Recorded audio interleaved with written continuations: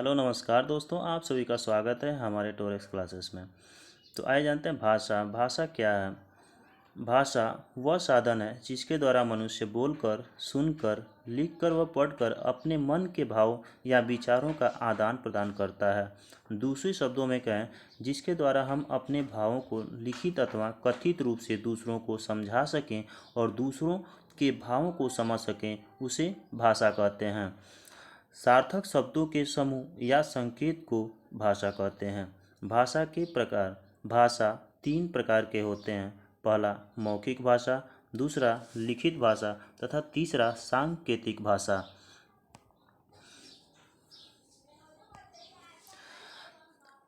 हमारा प्रश्न है, अशोक के शिलालेख ब्राह्मी लिपि तथा किस भाषा में उत्कीर्ण है?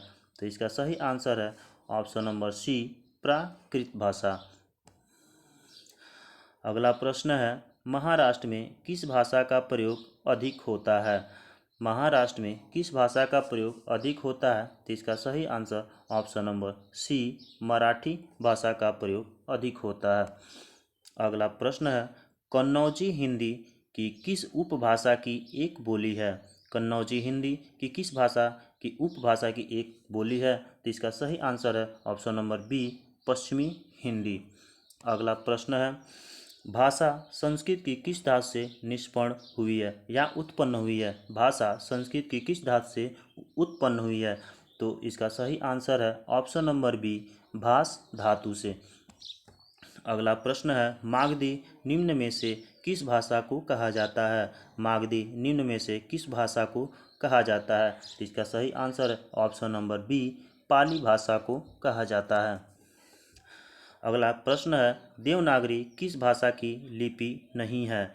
देवनागरी किस भाषा की लिपि नहीं है? तो इसका सही answer option number C, Nepali भाषा की।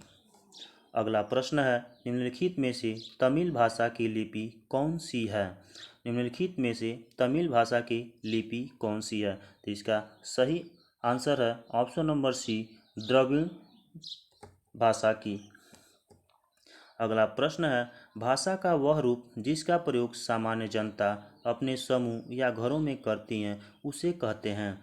भाषा का वह रूप जिसका प्रयोग सामान्य जनता अपने समूह या घरों में करती हैं, उसे हम क्षेत्रीय बोली कहते हैं।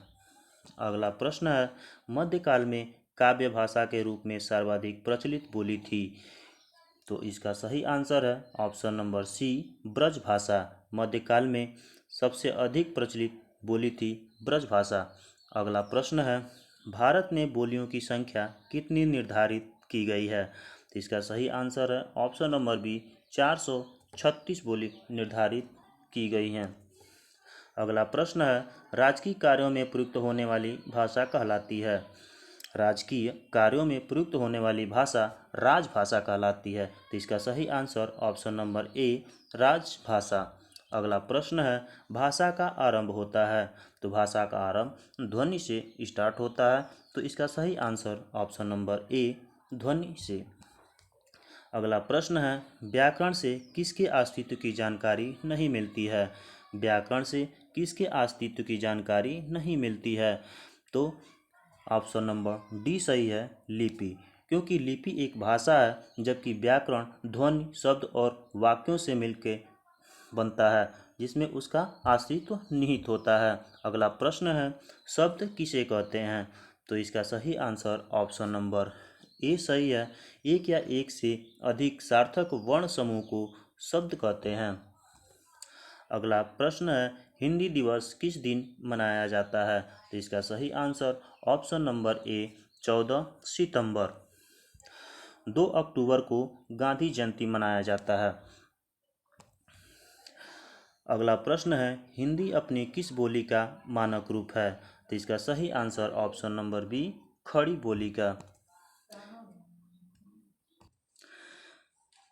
हिंदी की उपभाषाएं कितनी है? तो इसका सही आंसर है ऑप्शन नंबर डी, हिंदी की उपभाषाएं 5 हैं। Torex classes, please like, share and subscribe my channel. Thank you.